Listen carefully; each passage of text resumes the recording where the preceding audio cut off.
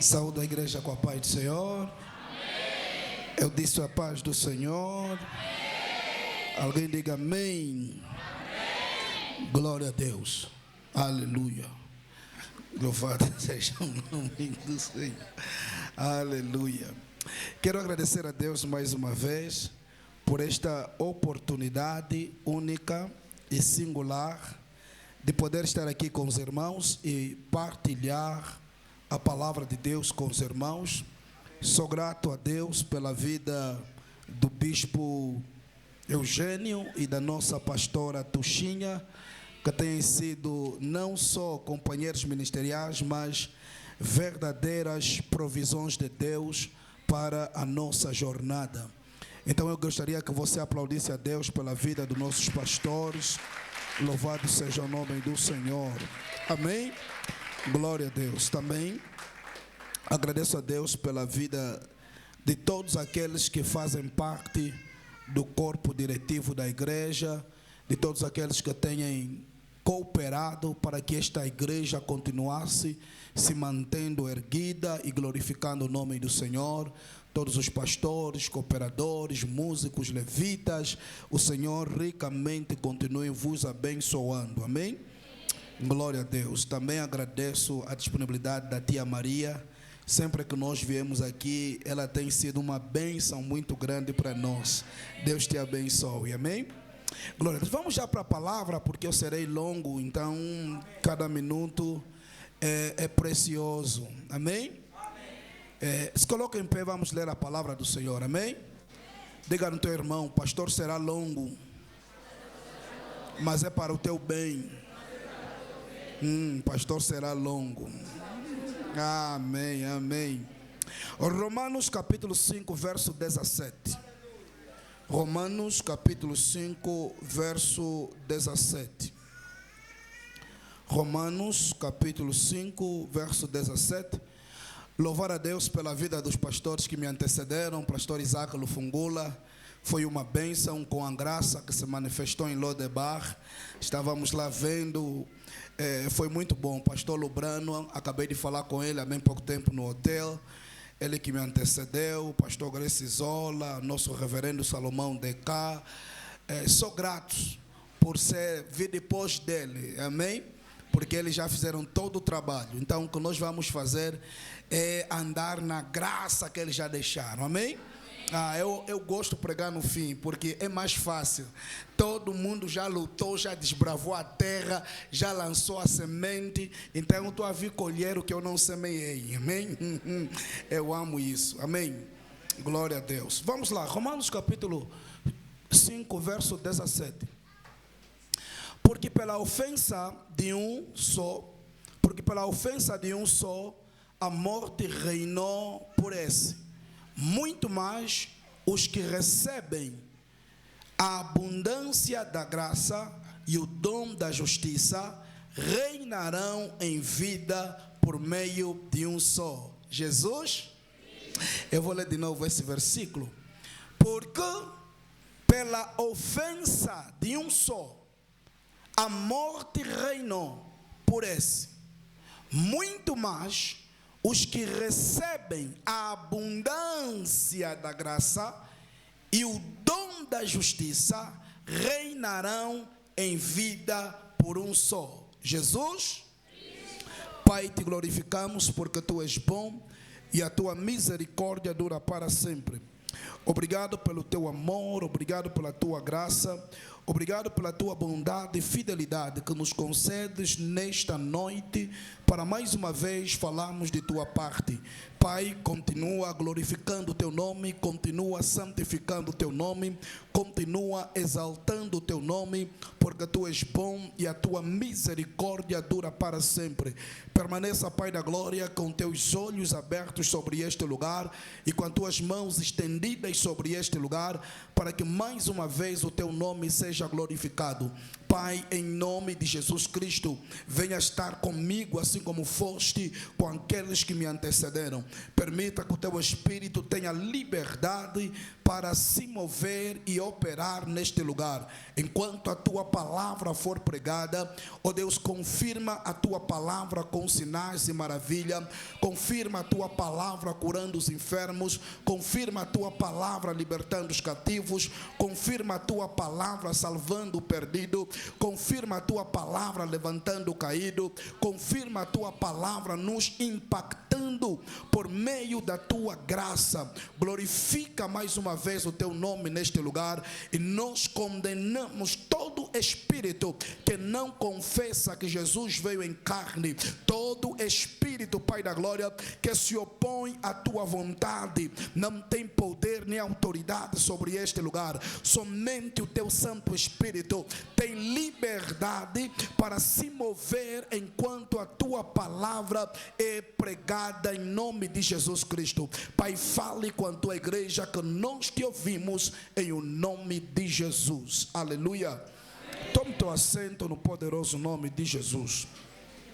Glórias ao nome do Senhor Jesus. Alguém diga mais uma vez amém. Amém. Amém. Nós estamos na nossa jornada de 21 dias de jejum e de oração, com um tema maravilhosa graça, maravilhosa graça. E hoje quero pregar debaixo desse tema maravilhosa graça, mas abrindo uma vírgula para falar sobre graça, o poder para reinar em vida.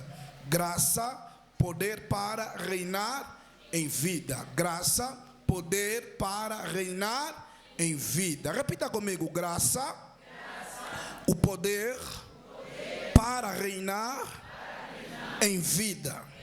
Diga: graça, o poder para reinar em vida. Amados, nós acabamos de ler agora na Epístola de Paulo aos Romanos. É sabido por todos nós que Paulo não fundou a igreja em Roma, mas essa igreja fora fundada por alguns judeus que estavam no dia de Pentecoste. Esta igreja, fundada por alguns judeus que estavam no dia de Pentecoste, ao regressarem para Roma, eles começaram esta congregação. Na verdade, a igreja em Roma, ela era formada por dois grupos distintos.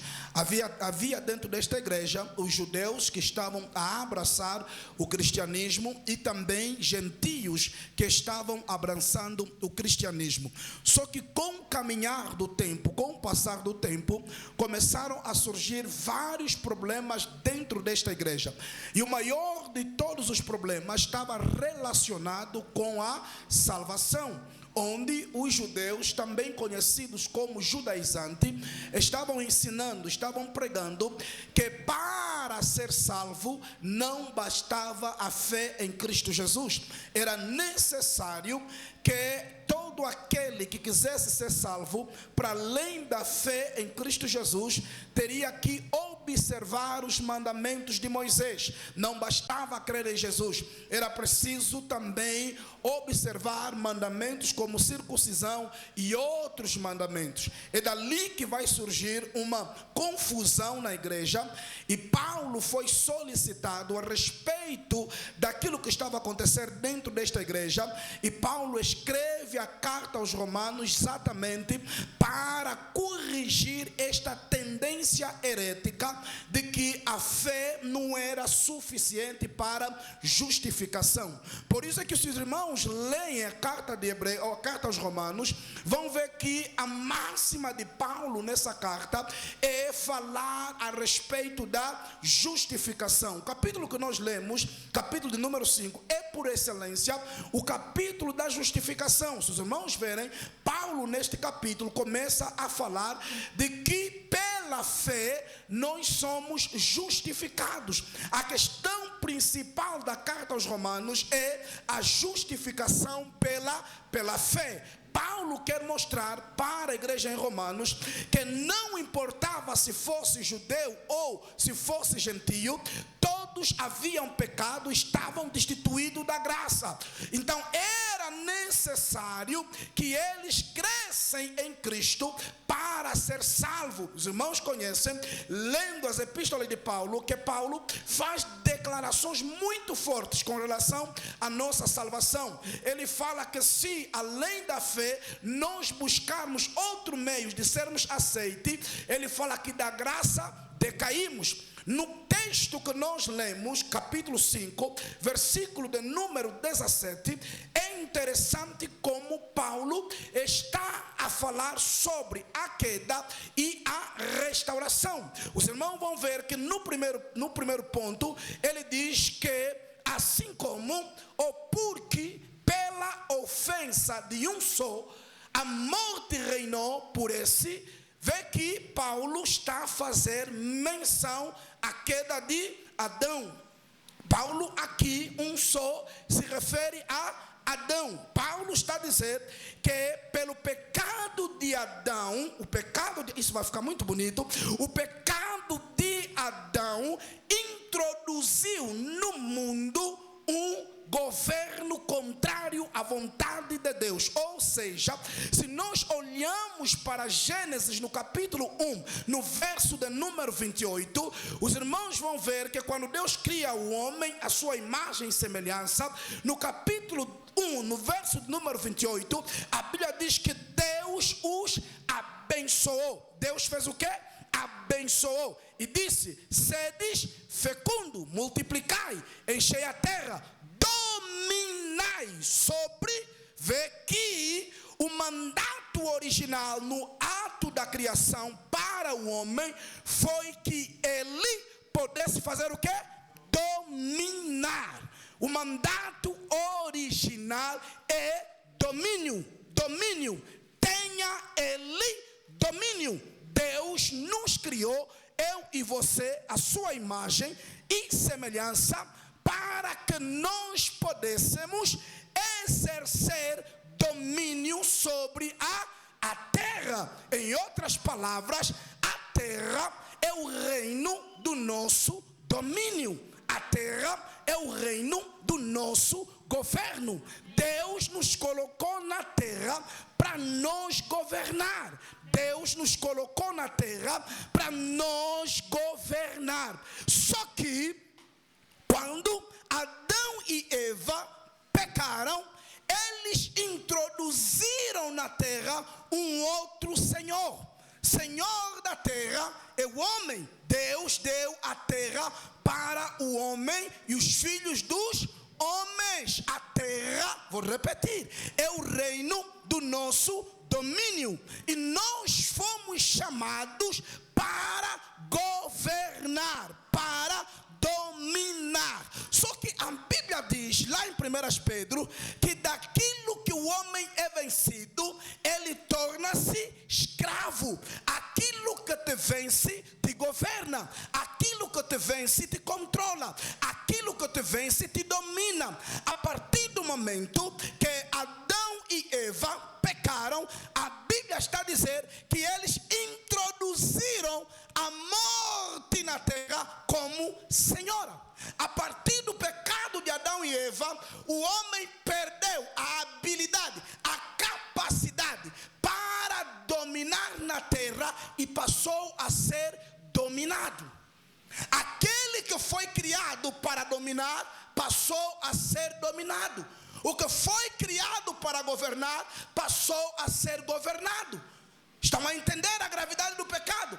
Então, com o pecado de Adão e Eva, o homem perdeu seu mandato original. O homem perdeu a autoridade de governar, a autoridade de dominar. Aleluia! Aleluia! Agora, o bonito disso é que a história não acabou quando o homem perdeu a autoridade para dominar. A história não acabou com Adão perdendo a autoridade e introduzindo a morte como senhora na terra.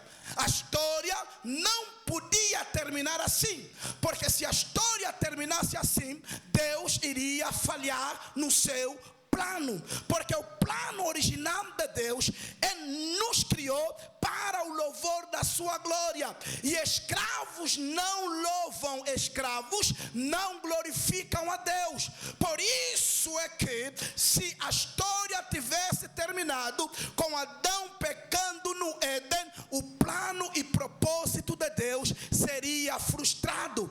Mas como não há homem na terra, nem anjo nos céus, nem demônios no inferno, capazes de frustrar o plano de Deus, antes mesmo que Adão e Eva pecassem, Deus proveu um escape, Deus proveu um meio para resgatá-los. Os irmãos estão lembrados na Bíblia Sagrada, lá no livro de Jó, Jó dizia assim: eu te conhecia só de ouvir falar, mas hoje os meus olhos te veem, e hoje eu sei que nenhum dos seus planos pode ser frustrado. É aqui onde nós começamos. Se a morte se tornou senhora na terra, se o pecado se tornou senhor na terra, era necessário devolver o domínio perdido pelo homem. Amados, o que vou lhes falar nesta noite são coisas demais maravilhosas, e você vai amar por demais isso. Então, de acordo com a soberana vontade de Deus e soberania de Deus, Deus decide criar um propósito ou um plano para nos devolver a nossa posição original na terra.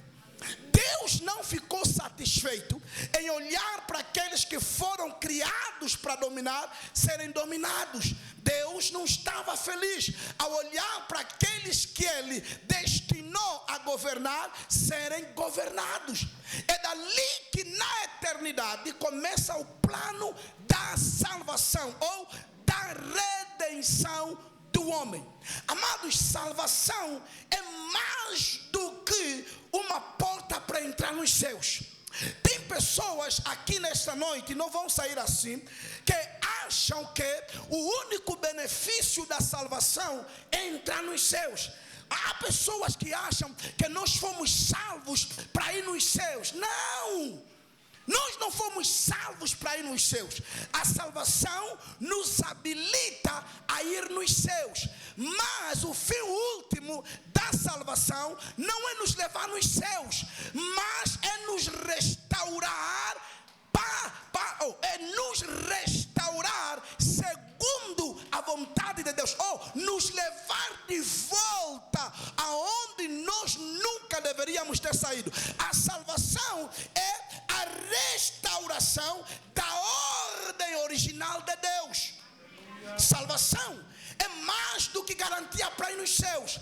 É a restauração da autoridade perdida, do domínio perdido, do governo perdido. Agora, como é que esta restauração se manifestou? Como? Porque temos um grande problema. Adão, por livre vontade, entregou o domínio da terra, o governo da terra. Ele se submeteu à escravatura. Agora, como fazer este homem, esta mulher que perdeu o domínio, voltar a dominar? Aleluia. Eu disse aleluia. Como fazer isso? Por isso é que você vai ver de onde nós estamos a vir, e em muitos lugares os salvos querem ir nos céus rápido. A vida para eles é tão dura na terra que tudo que eles querem é ir para os céus. Nunca viste aquele louvor que não é de Deus? Já estou cansado desta vida, vou-me embora. Você que nunca cantou esse louvor, né? Já? Nunca devem voltar a cantar mais. Mas essa mentalidade vem de onde? Eu vou te entregar pérolas, e eu já estou a sentir alguma coisa da parte de Deus. Esta mentalidade veio de onde? Já estou cansado desta vida, vou-me embora. A minha terra é lá. Quem te disse que a tua terra é nos céus? Os céus não foi feito para o homem. Lê a Bíblia. Os céus foi feito para Deus. A terra foi feita para o homem e os filhos do homem. Por que que nós queremos sair da terra que nos foi dada. Por quê? Porque não recuperamos a autoridade que perdemos. Porque se você vê, as pessoas que assim cantam, as pessoas que assim pensam, estão passando por problemas sérios, querem fugir dos problemas, querem se livrar das aflições. O próprio Jesus disse assim: Pai, eu não peço que os tires do mundo, mas que os guardes do mal. Jesus está dizendo: Pai, não lhes tira do mundo. Mas você está a cantar: estou cansado dessa vida, vou-me embora. Jesus está a dizer: fica na terra. Você está a dizer: quero ir. Why? Why? É simples. Porque não recuperamos o que nós perdemos. Amados, quando nós recuperamos a autoridade que perdemos, não será você a desejar sair da terra. É o intruso que vai desejar sair da terra. Não será você a desejar mudar de lugar. Toda hora muda de bairro, vai no outro bairro, vai no outro. Não será você a desejar sair daquele lugar. O intruso é que vai desejar sair daquele lugar. E o texto vai dizer que pela ofensa de um só reinou a morte. Pastor, o que é maravilhoso ali é que ele disse que a morte reinou. Ele não disse que a morte reina. Ele não disse que a morte reina. Ele está dizendo que reinou a morte. Não, a morte não reina. A morte reinou. Alguém colocou um fim no reinado da morte. Não, alguém colocou um stop no reinado da morte. Alguém inverteu a ordem criada pelo pecado e estabeleceu a ordem criada por Deus. Por isso Paulo vai dizer lá em Coríntios: tragada foi a morte pela... Então, a morte já não é um inimigo a ser temido. O pecado já não é inimigo a ser temido. Eu confesso que eu tenho dificuldade de pregar sobre isso, porque eu amo tanto isso. E a última vez que eu preguei sobre isso, numa igreja abençoada no Namibe, foi tão boa a mensagem que o pastor no final do culto pegou o microfone e desfez toda a pregação. Porque pareceu que o que eu estava a ensinar era fantasia. E vai parecer mesmo. Não vai parecer mesmo fantasia. Mas não é fantasia. É a mais pura verdade. O texto está a dizer que a morte reinou. Quer dizer que um reino terminou o seu domínio na terra. Não. Aquilo que reinava na terra parou de reinar. Se parou de reinar, quem começou a reinar agora? Se parou de reinar, quem começou a reinar agora? A morte reinou. Agora entende aqui o que ele vai dizer: muito mais. O que quer dizer isso, muito mais? Quer dizer que tudo o que a morte fez de estrago, tudo o que a morte causou por meio do pecado, não pode se comparar ao que vem depois. Quer dizer, o teu melhor nunca está no teu passado. Não. O teu melhor com Deus nunca está no teu passado. Porque com Deus nós sempre temos mais futuro do que passado. Não. Eu não entendi que com Deus nós sempre temos mais futuro do que passado. Ele está a dizer muito mais. Quer dizer, não há comparação possível. Não há comparação possível. E muito mais. Aqueles que recebem, não é aqueles que merecem, é aqueles que... Então graça não se merece, graça se recebe. Graça não se merece, não se recebe, ela se merece. E ele vai dizer que aqueles que recebem a abundância da graça, recebem a abundância da graça. recebem a abundância da graça. Quer dizer, para alguém poder vencer o reino da morte e tornar-se governo onde era governado, ele precisa receber algo. Não é pelas tuas capacidades intelectuais. Capacidades intelectuais são necessárias. Não é pelo teu poderio financeiro. Isso é muito importante, irmão. Não despreza isso. Mas reinar em vida não é para os mais inteligentes, não é para os mais capazes, não é para os que mais podem. Reinar em vida é para aqueles que recebem da abundância da graça e do dom da.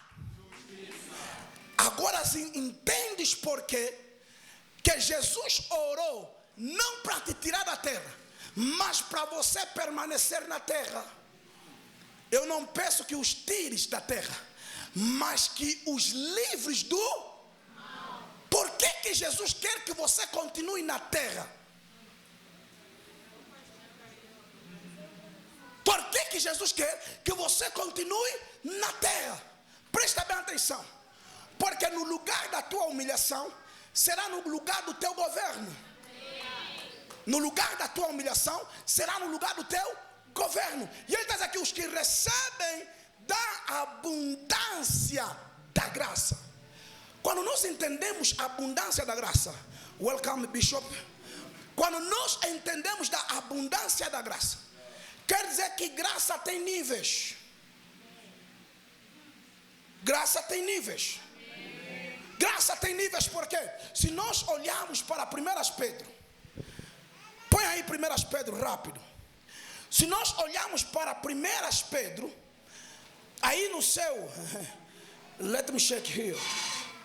Se nós olharmos para 1 Pedro, estava já aqui, eu quero pegar isso aqui. Onde é que está você? Ajuda-me rápido, ok? 1 Pedro 2, ou 2 Pedro 3,18. Olha o que está ali. 2 Pedro 3,18. Quickly. Hello. 3,18.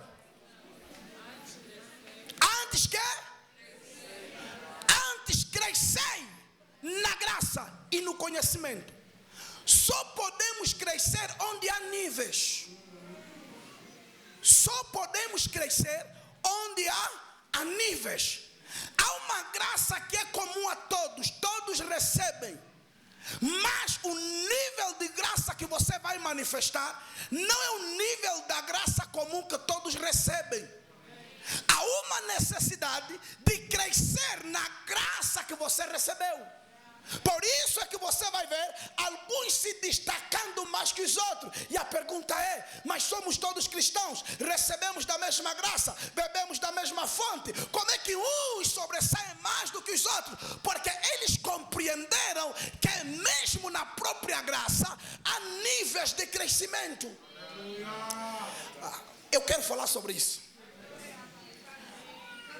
Imagina, eu e a irmã temos o mesmo dom dado pela graça. Dom de cura, ok? Você tem dom de cura, eu tenho dom de cura. Dom para pregar. Mas eu posso ser melhor do que ela, ou ela pode ser melhor do que eu, de acordo com a maneira como ela gere a graça que lhe deram. Porque o que me é dado como dom, eu preciso desenvolver. Não. O dom, a graça não se multiplica automaticamente na tua vida. Não, recebi a graça e daqui a pouco tudo vai começar a se encaixar. Não se encaixa assim. Todos recebem a graça, mas há uma necessidade de você trabalhar para que a graça que você recebeu comece a se manifestar, a impactar. Podemos receber a mesma graça, viver na mesma casa, comer a mesma comida, mas o nosso brilho não será o mesmo. Porque até entre estrelas há diferença de quê?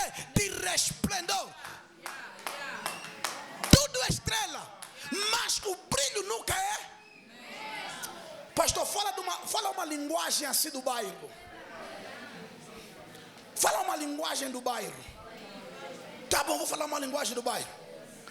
Eu fiquei uma semana a se preparar para a prova. E você ficou uma semana a tirar. No dia da prova, qual é a possibilidade de você ter maior nota que a minha? Mas todos recebemos a mesma aula, temos o mesmo professor, recebemos a mesma explicação, mas no dia da prova, quem vai sair bem é quem que maximizou aquilo que recebeu. Qual é o problema da igreja? Recebemos tanto, mas não maximizamos. Queremos que Deus opere e haja no automático. Não vai acontecer. É necessário crescer na graça que você recebeu. Qual é a graça que você recebeu? Cresça nisso. Cresça nisso. Então crescei na graça e no conhecimento de nosso Senhor e Salvador Jesus Cristo. Agora, pastor, se quem reina é quem recebe da abundância da graça, como podemos receber a abundância da graça? Como alguém pode receber a graça de Deus? Como? Volta para Romanos 5, no verso de número 1 e 2. Já chego lá. Romanos 5, 1 e 2. Preciso orar pela mão do irmão que está a projetar. Fica rápido em nome do Senhor. Romanos 5, 1 e 2. Rápido, quickly. Ok. Tendo sido, pois, justificados pela fé, temos paz com Deus por nosso Senhor Jesus. Ok, vamos. Pelo qual também temos entrada pela fé a essa versão é muito católica, mas tá bom. Pela qual também temos entrada pela fé a esta. Como é que nós recebemos graça? Como? A fé que nos justifica é a mesma fé que nos dá acesso à graça de Deus. Quer dizer que não há acesso à graça sem fé. E o bom de todos é que todo cristão tem fé. Todo cristão tem fé. Se você é cristão, você tem fé. Não a fé como dom, mas a fé salvífica todos nós temos. Romanos 12, 3 diz que a cada um ele deu uma medida de fé. Então, se você tem uma medida de fé, você tem uma medida de acesso à graça de Deus. Se você tem uma medida de fé, você tem uma medida de acesso à graça de Deus. A questão é como você faz com o acesso que você tem. Porque às vezes não precisamos muito acesso, só precisamos ter acesso. Como você faz com isso? Porque mudar a tua situação, mudar a tua condição, depende da abundância da graça que você vai receber. Quem não recebe graça abundante não pode governar onde ele foi designado.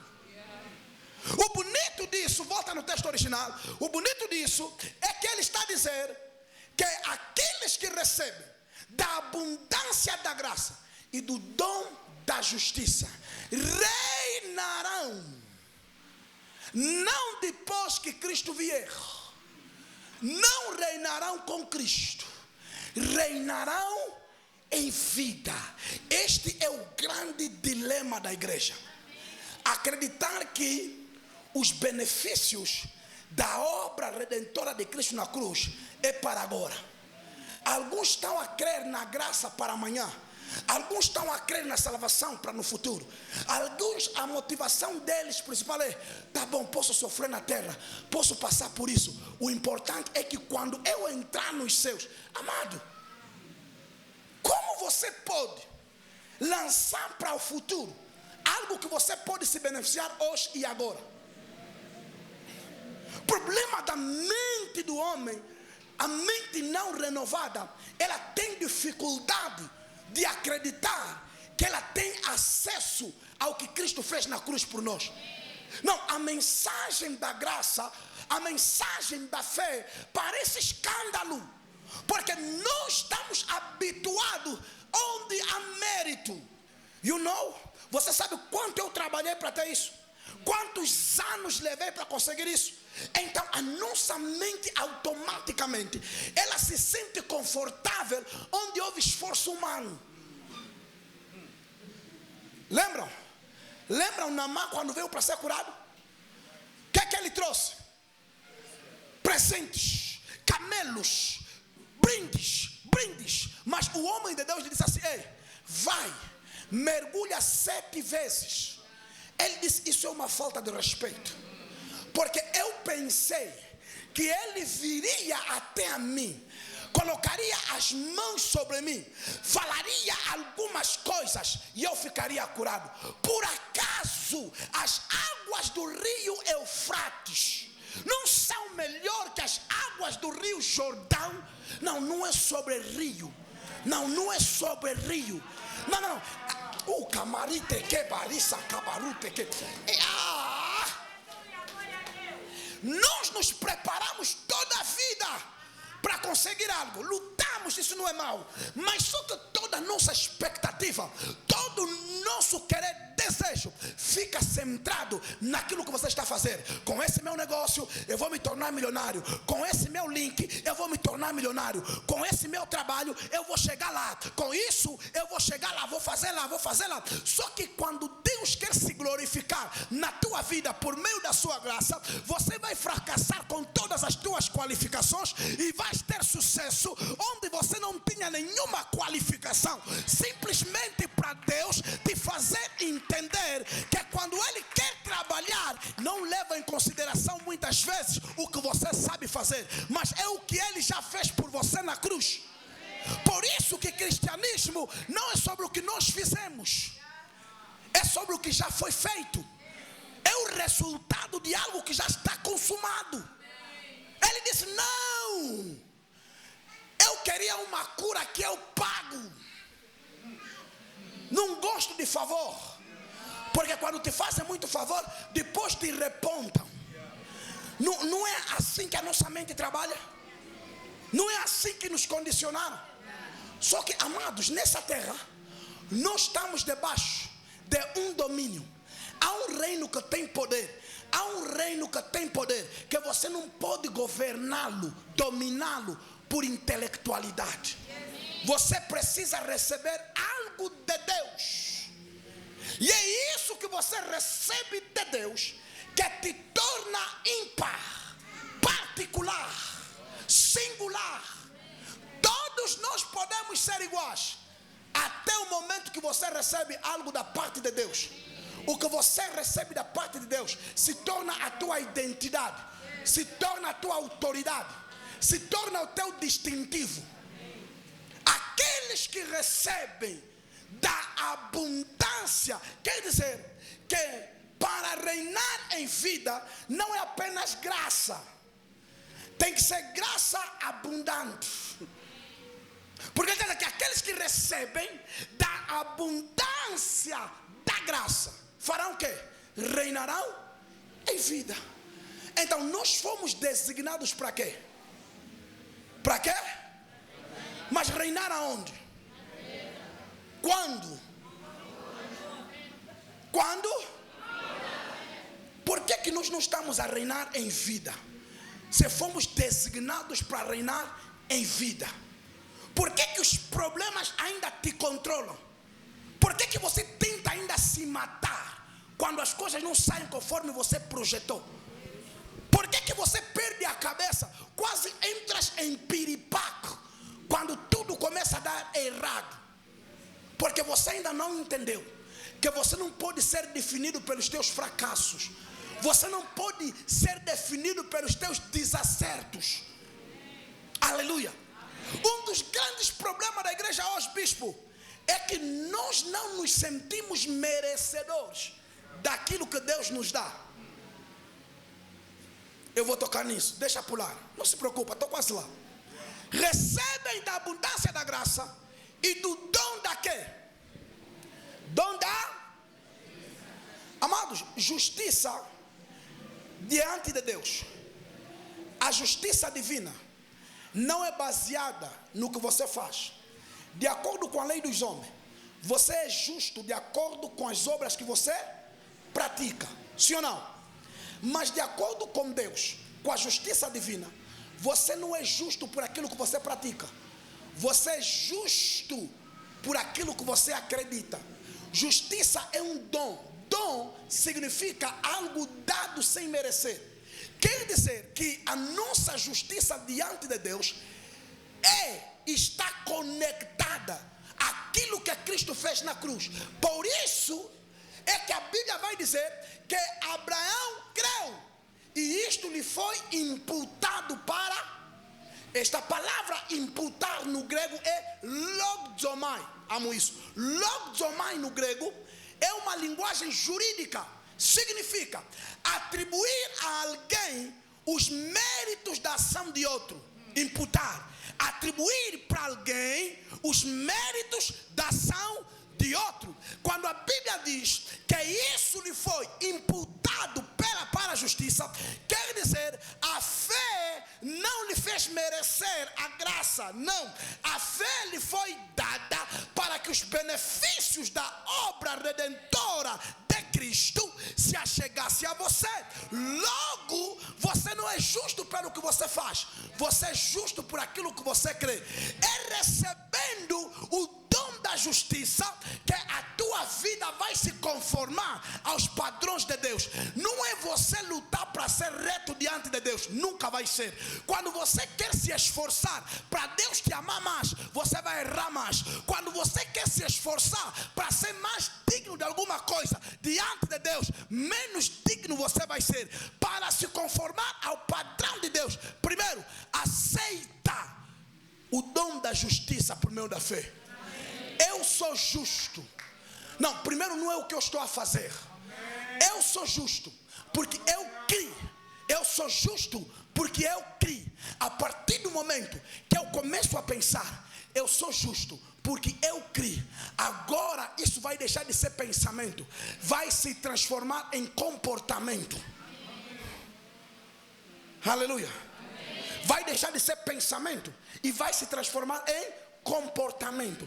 Então a graça que eu recebo, o dom da justiça que eu recebo, vai levar a minha vida a se conformar ao padrão de Deus.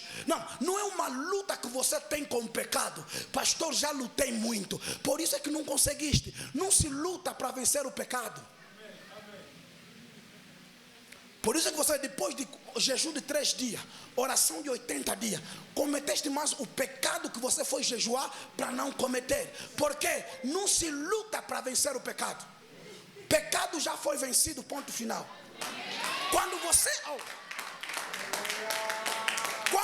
luta para vencer o pecado, então aquilo se torna a tua luta, não mais a luta que Cristo venceu na cruz.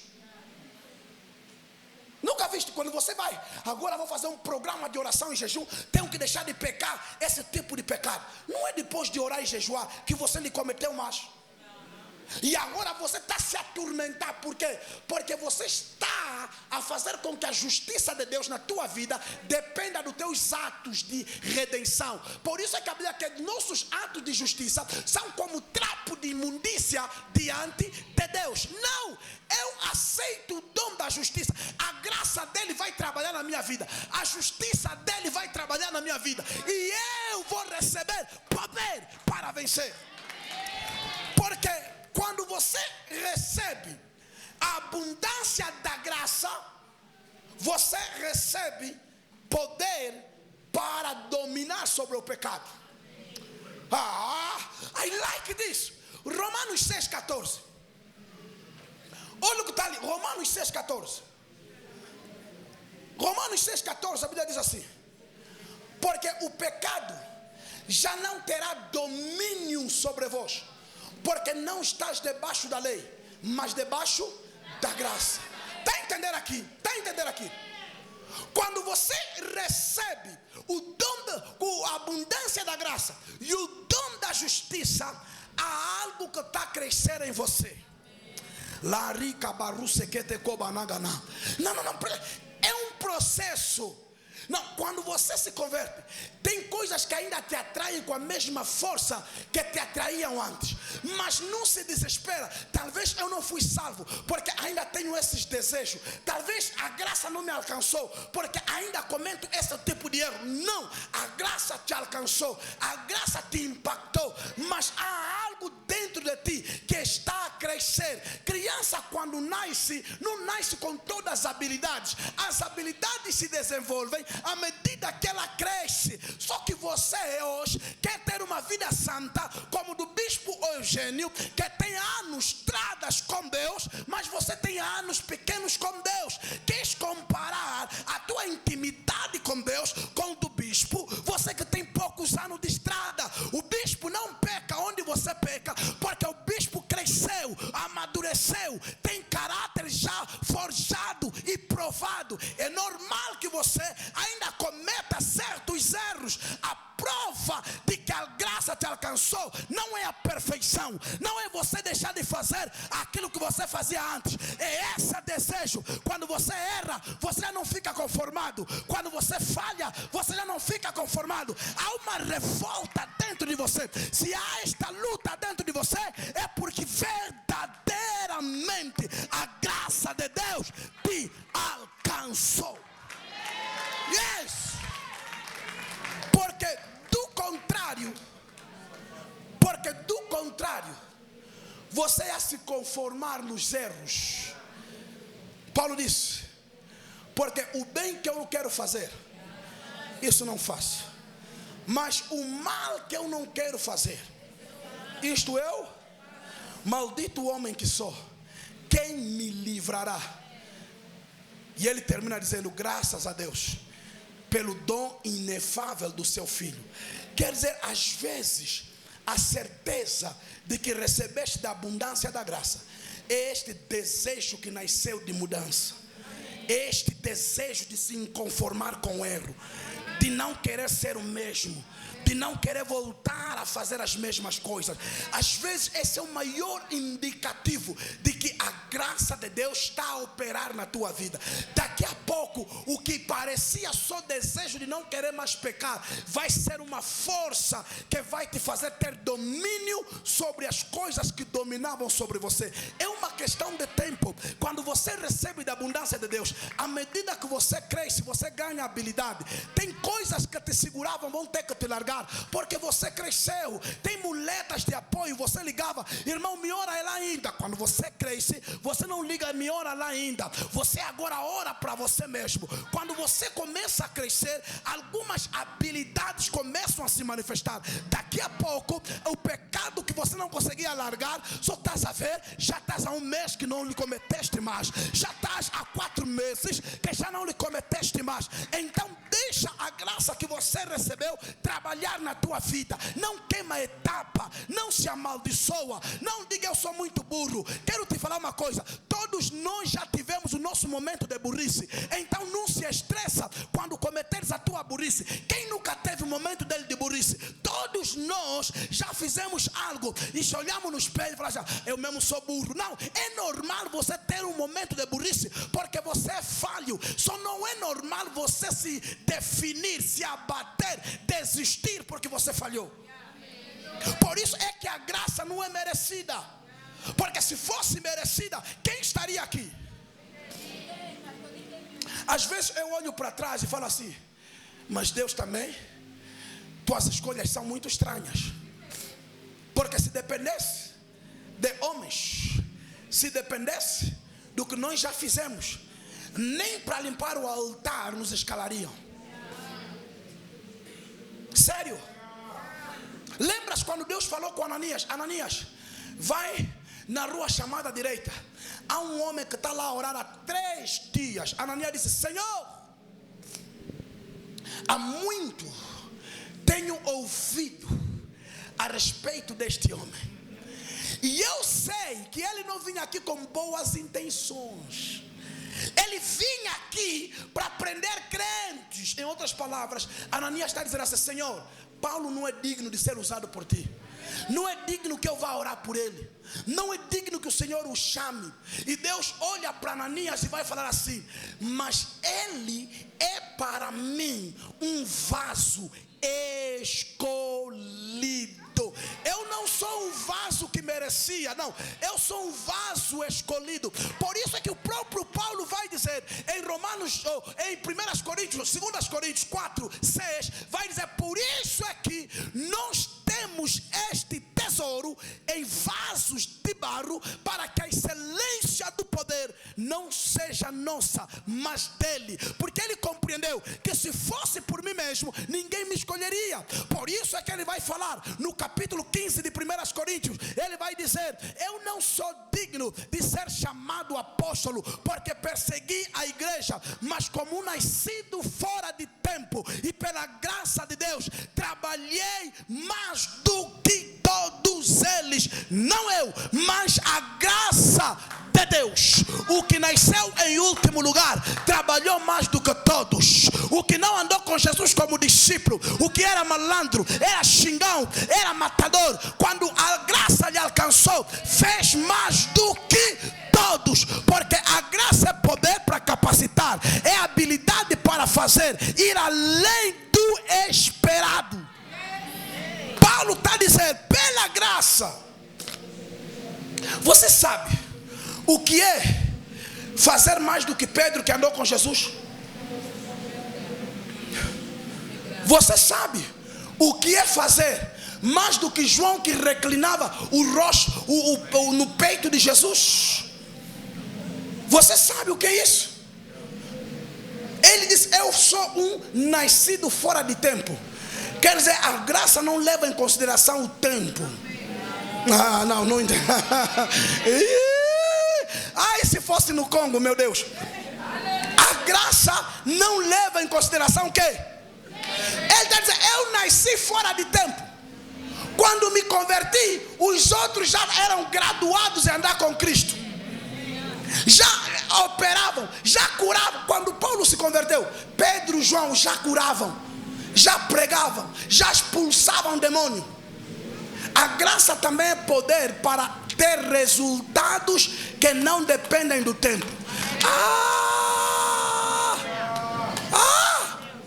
Como é que um nascido fora de tempo, e não foi o último a morrer, trabalhou mais do que todos, até mais do que João, que foi o último a morrer? Metade do Novo Testamento ele escreveu. Por quê? Amados, quando você é escolhido por Deus, quando Deus te escolhe para algo específico, não começa a pensar assim: eu mesmo perdi muito tempo no mundo. Não perdeste muito tempo no mundo. Não, o teu tempo começou agora. Não, agora esse é o tempo que eu estou a vir na igreja. Será que Deus pode fazer alguma coisa? Eu estou a vir na igreja com 30 anos. Os outros começaram na igreja desde criança. Amados, a graça não leva em consideração o tempo que você começou ou aceitou Jesus. Não, graça não é mérito. Queria eu nunca ter se desviado, queria eu nunca ter ido ao mundo, mas fui, voltei. E muitos que começaram na igreja, estão na igreja, não tem metade daquilo que Deus tem me dado. Porque a graça não tem a ver com o tempo. Eu gostaria de começar cedo. Esquece isso. Este é o teu tempo e a tua hora. Deus permitiu que você fosse alcançado neste tempo. Este é o teu tempo favorável. Este é o tempo de Deus para a tua vida. É o tempo da graça de Deus para a tua vida. O que não foi no passado não era para ser. Graça é para nós recebermos de volta o reino que nós perdemos. Aqui eu termino. Aqueles que recebem da abundância da graça e do dom da justiça reinarão em vida. A partir deste jejum, tem pessoas que vão estar por cima daquilo que estava em cima deles. Eu estou crendo que do mesmo jeito que Paulo disse, e a graça não foi em vão, alguns aqui vão ter resultados que comprovam que a graça não foi lhes concedida em vão. Tem pessoas que não vão receber só a graça, vão receber da abundância da graça.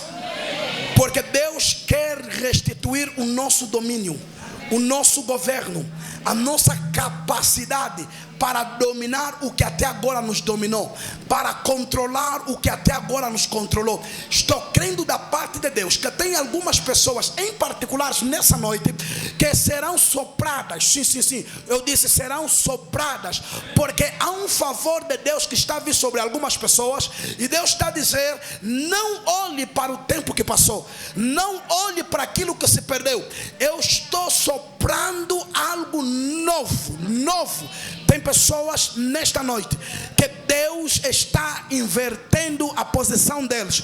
Deus está a colocar você na posição de governo, na posição de autoridade, na posição de poder, porque a graça inverte níveis, a graça inverte lugar. O que era dominado, quando recebe a abundância da graça, ele agora domina aquilo que lhe dominava, controla aquilo que lhe controlava, tem poder sobre aquilo que tinha poder sobre eles. Por isso que não se admire que a partir desta noite algumas coisas vão perder poder na tua vida e você vai ganhar poder sobre elas. Não se admire que coisas que te controlavam a partir desta noite vão deixar de te controlar. Não se admire que aquilo que era impossível vai se tornar possível, porque Deus está te colocando numa posição de governo, numa posição de autoridade, por meio da sua graça. Obrigado, Espírito Santo, porque estás aqui neste lugar. Wait. Silence. Obrigado, Holy Spirit. Obrigado, Espírito Santo, pela tua presença neste lugar. A morte reinou, a morte não reina. Deus está a dizer que tem coisas que você está a pensar que ainda reinam na tua vida. Não, já não reinam. A autoridade que elas tinham até agora era porque você não sabia que elas já deixaram de reinar sobre a tua vida, e que o Senhor te restaurou a posição do teu domínio. A partir dessa noite há uma unção de Deus que está vindo sobre alguém neste lugar, sobre uma mulher, sobre um homem. Há uma unção tremenda do Espírito que está soprando sobre este lugar, e tem alguém que está sendo tirada do lamaçal, tirada das garras do pecado, das garras da morte, das garras do inferno, e sendo colocado numa posição de domínio. A unção do Espírito Santo vai começar a ser derramada sobre este lugar. Tem coisas que vão começar a acontecer agora, no poder que há no nome de Jesus. Levante as tuas mãos, porque o Senhor está nesse lugar. A graça de Deus está nesse lugar, e a graça de Deus vai impactar pessoas nesse lugar. Obrigado, Espírito Santo. A graça de Deus está nesse lugar, está nesse lugar. Tem pessoas que por muito tempo acreditaram que Deus não lhes fez para casar, não lhes fez para ter emprego, não lhes fez para ser feliz. Não, era o diabo tentando te convencer que o pecado, que a maldição ainda tem poder sobre a tua vida. Mas nesta noite o Senhor está a derramar a sua graça abundante. A sua graça abundante. Tem uma mãe que estava orando pelos filhos, e o Senhor ouviu tua oração, está derramando a sua graça sobre os teus filhos. Está derramando graça abundante,